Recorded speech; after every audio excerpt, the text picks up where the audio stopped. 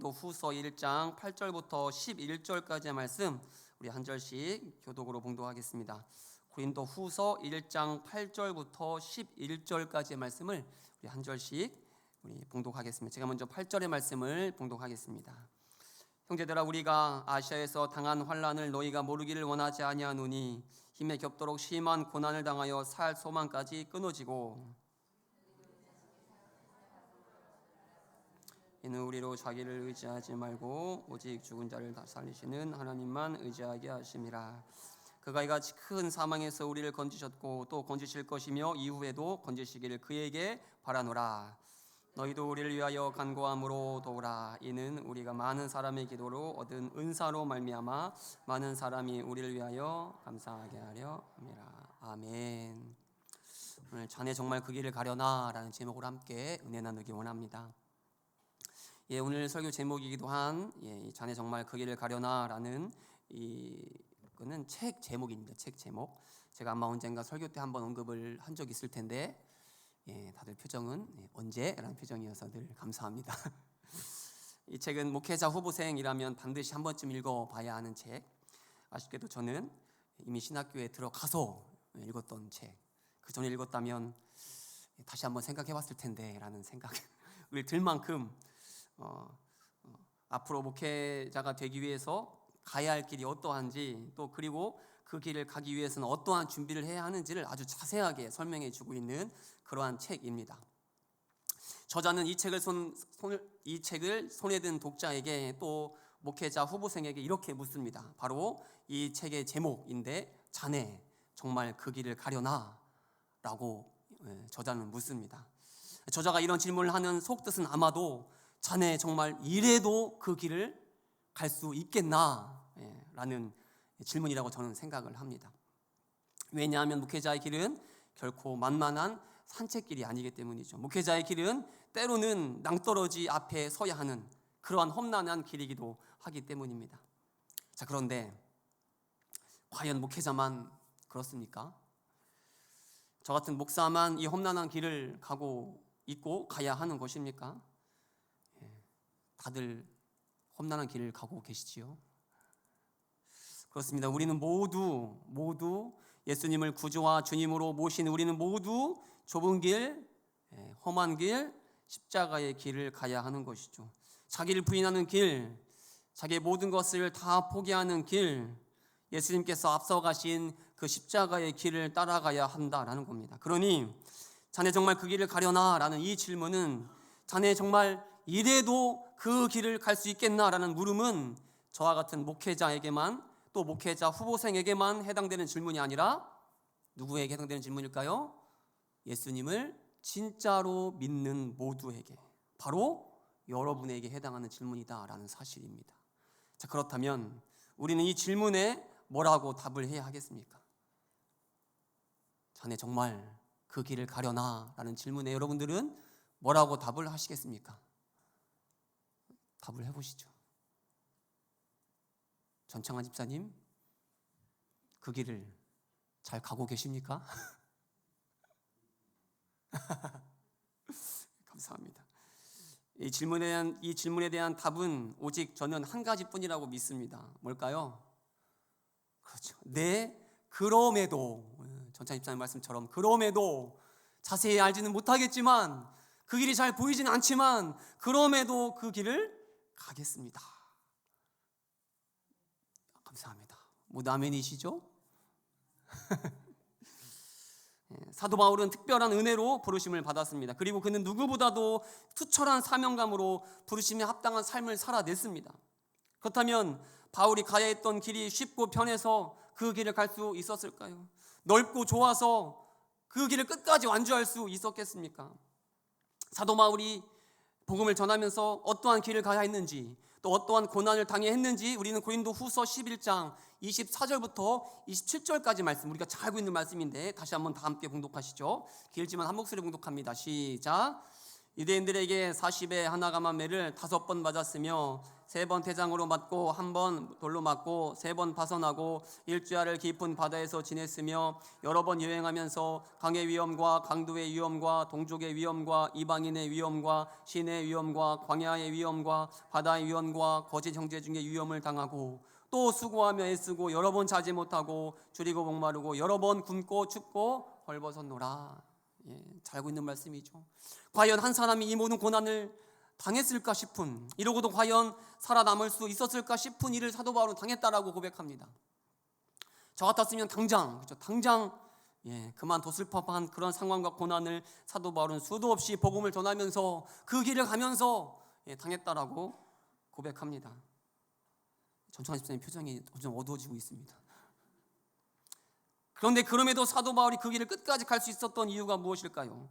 이 어마무시한 이 고난을 겪고도 끝까지 그 사명을 감당할 수 있었던 이유가 어디에 있습니까? 오늘 본문 10절인데 우리 10절 말씀을 다 함께 봉독하시죠. 시작. 그가 이같이 큰 사망에서 우리를 건지셨고 또 건지실 것이며 이후에도 건지시기를 그에게 바라노라. 아멘. 사도 바울은 그 험난한 그 어떠한 고난과 또 환난 속에서도 심지어 죽을 위기에서도 건져주실 하나님을 믿었습니다. 능히 구원해 주실 하나님을 믿었습니다. 왜냐하면 사도 바울이 믿는 하나님은 바로 죽음도 이기신 능력의 하나님, 바로 부활의 하나님이셨기 때문입니다. 우리 9절의 말씀 다시 한번 9절 말씀 다 함께 봉독합니다. 시작. 우리는 우리 자신이 사형 선고를 받은 줄 알았으니 이는 우리로 자기를 의지하지 말고 오직 죽은 자를 다시 살리시는 하나님만 의지하게 하심이라. 사도 바울은 그 믿음대로 실제로 죽음을 이기신 부활의 하나님께서 때마다 사도 바울을 건져주시는 그 하나님의 능력을 경험했습니다. 수도 없이 죽을 위기 가운데에 하나님께서는 기가 막히는 방법으로 능력으로 사도 바울을 구해주셨습니다. 건져주셨습니다. 회복시켜 주셨습니다. 그래서 사도 바울은 담대하게 고백할 수 있었습니다. 기가 막힐 웅덩이에 빠질지라도, 그래서 앞으로 죽을 위기 가운데 처할지라도 하나님께서는 지금의 위기에서도 건져주실 것이다. 그리고 그 하나님께서는 앞으로의 위기에서도 능히 건져주실 것이다 라고 믿음으로 담대히 고백할 수 있었던 겁니다. 저는 이 밤에도 우리도 이 믿음으로 기도하는 자가 되시기를 축복합니다. 그리고 이 믿음으로 기도할 때에 사도 바울이 경험한 하나님, 수도 없는 위기 가운데 건져주신 하나님을 오늘 이 밤 우리도 만날 수 있길 간절히 축복합니다.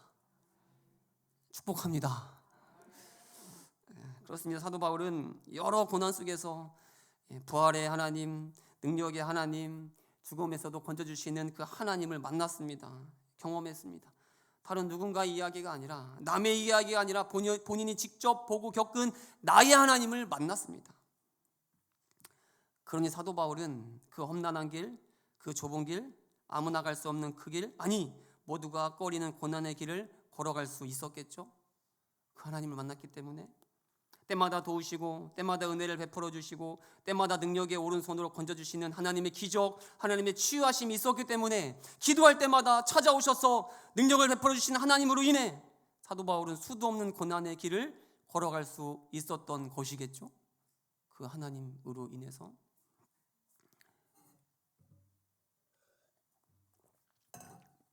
그런데 놀라운 사실 한 가지는 무엇인지 아십니까? 바로 이 고백 후에, 능력의 하나님을 믿음으로 고백한 이후에 대략 10년 정도가 지난 때 사도 바울은 로마로 끌려가 감옥에 갇히는 고난의 시간을 보내야 했고, 감옥에 갇힐 뿐만 아니라 결국 로마 감옥에서 순교를 당했다는 사실 다들 아시지요? 그렇다면 위기의 때마다 건져주셨던 하나님, 그리고 앞으로도 건져주실 것을 확신했던 하나님께서 사도 바울을 배신한 것일까요? 사도 바울의 간구를 외면하셨던 것일까요? 아니겠죠. 여전히 하나님은 사도 바울을 구원하실, 회복시켜 주실, 건져 주실 능력이 당연히 있었습니다. 그리고 하나님께서는 여전히 마음만 먹으셨다면 사도 바울을 죽음의 위기에서 당연히 건져 주셨을 것입니다. 당연히 그 순교의 자리에서, 그 죽음의 자리에서 구원을 해 주셨을 겁니다. 하지만 하나님께서는 그렇게 하지 않으셨습니다. 죽을 위기에서 수도 없이 건지셨던 하나님께서, 수없는 고난의 때마다 놀랍게 도와주셨던 하나님께서 그 죽음의 자리, 순교의 자리에서는 아무것도 하지 않으셨습니다. 하지만 더 놀라운 것이 무엇인지 아십니까? 사도 바울은 그럼에도 그 자리를 끝까지 지켰다라는 사실입니다. 다 알면서도, 고난당할 것을 알면서도, 아니 죽을 것을 알면서도 사도 바울은 그 자리에 기꺼이 나아갔다라는 사실이죠. 모두가 피하는 그 길을, 아니 모두가 말리는 그 길을 끝까지 사도 바울은 갔다라는 사실입니다. 왜 그럴까요?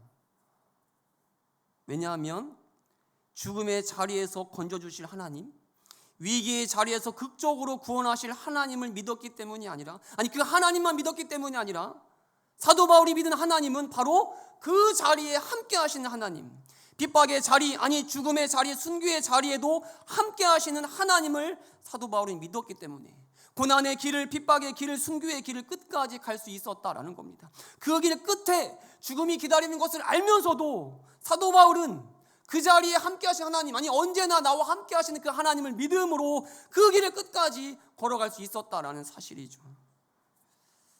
그렇습니다. 사도 바울이 끝까지 자신에게 주어진 길을 갈 수 있었던 것은, 자네 정말 그 길을 갈 수 있겠나?